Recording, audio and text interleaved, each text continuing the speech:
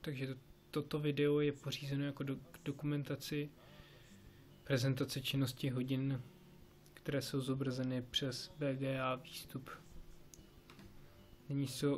Nyní ukážu funkce hodin.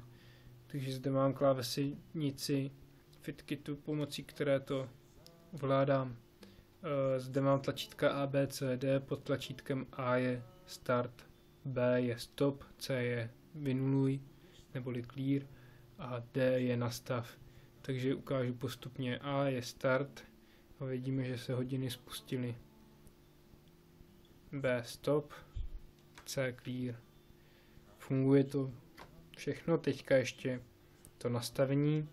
Takže pomocí klávesy D jsem zmáčkl na nastavení a nyní si můžu nastavit, kolik chci hodin.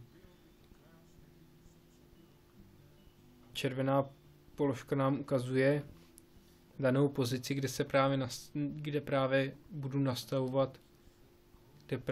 nastavovat potřebné hodiny, a pro potvrzení používám klávesu hvězdičkou.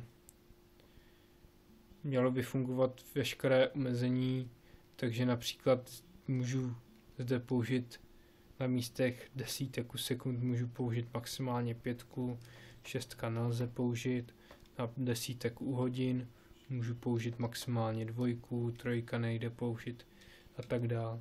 Z nastavení, když chci dále pokračovat, zmáčknu klávesu A, což tedy je Start. A hodiny se mě opět spustí.